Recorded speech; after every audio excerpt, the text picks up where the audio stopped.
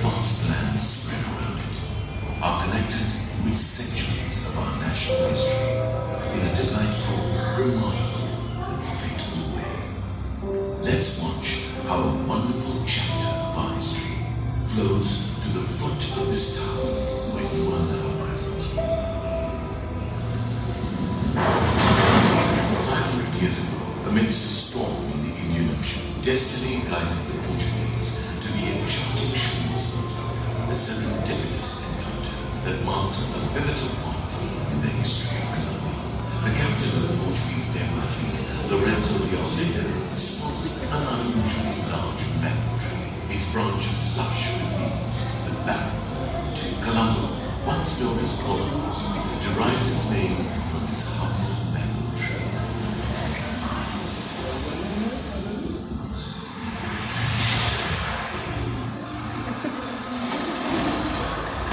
Long before the arrival of the Portuguese, Colombo was a vibrant trading center, drawing merchants from distant lands: Arab, Persian, Bengali, and Chinese.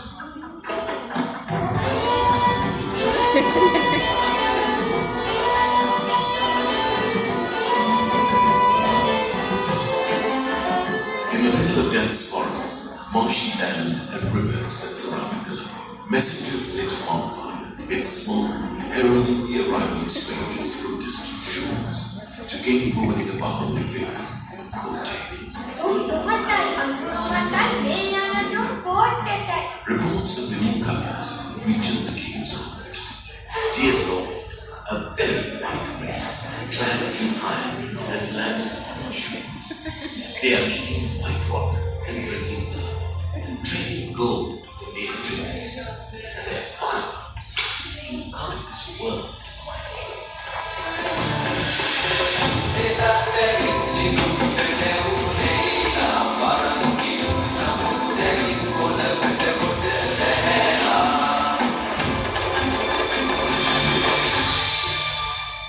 The Portuguese requested for a land that could hold 100 cows, their young and one bull.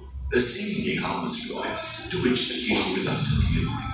Coral Lake, from the bygone era of Colombo, was spread out as a great lake, enveloped with landmarks such as Regal Cinema Hall, Colombo Fort, and the railway station. There arose a formidable fortress with 12 barracks. Inside there were churches, hospitals, and grand villas.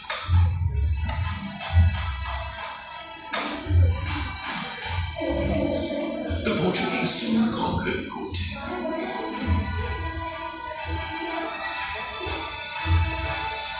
But against them stood one young prince, Prince Tigre, known to be born for war.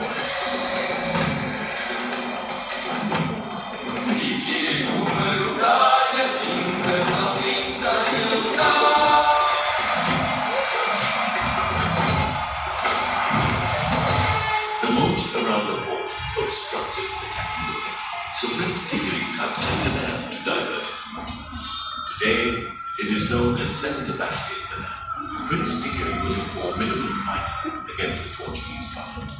Prince Tigre besieged the fort, forcing the starving inhabitants to eat the trapped camels. In 1656, King Rajasinga II took the help of the Dutch to eradicate the Portuguese power that Prince had confined to Colombo. The departure of the Portuguese and the arrival of the Dutch was said to be like trading ginger for chili. The VOC logo appeared on Dutch buildings and roofs. Houses with arched ledges, scrolls and porches came to Colombo. The Roman Dutch law came to Sri Lanka. At that time, a Dutch church built on grounds where wolves roamed was called Wolfenbruck. A Dutch engineer named Beer built a channel to drain the water from Colon Lake. Since then, Colon Lake became Bear Lake. At 10 a.m. on February 16, 1796, the Dutch flag lowered for the last time over Colombo, marking the end of 140 years of Dutch dominion. In a symbolic gesture of surrender, the Dutch surrendered their arms to the incoming British forces in a sight just meters away from where we stand. With the signing of the Hampton Convention in 1815, the entirety of Sri Lanka fell under British rule, and Colombo emerged as the nerve center of colonial power. In the same year, King Sri Singh, the ruler of Kandy, was captured at Omori in southern Kandy and brought to Colombo. Till he was sent to Vellore in India, he was housed in a Dutch officer's residence. Venkatarangama, the Indian wife of the king, stayed in a mansion in Maraba. The place where the queen went down to the Beira Lake to go to Maradana stood the Portuguese gunpowder building. The water in Colombo was brackish that day. The best water was a captain's garden, a place a few meters away from me. This water was distributed to the whole of town. Sri Kailavasanatham Temple, the oldest Hindu temple in Colombo, is also located on this wonderful land. The queen who was taken to Maradana had new clothes, so her famous painting, drawn by a painter named Danny, was drawn as she sat by the bed. The British, who revolutionized the country's road sector, built a road from Colombo to Malta. The Portuguese gunpowder storehouse was turned into Lagos, the country's Indian powerhouse. The road next to this was called Macallan Road. Today, it is called D.R. Vijayawardena Road.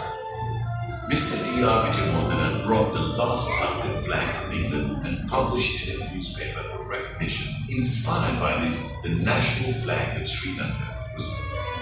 In the place where the last king was housed stood one of Sri Lanka's highest buildings, named Sakati, while in the place where the queen was taken by boat today stands the tallest building in South Asia, and amidst the thrum of daily life, as a beacon of harmony and joy, a place where the threads of history weave a unique story of unity, diversity, and a resilience of Colombo and its people.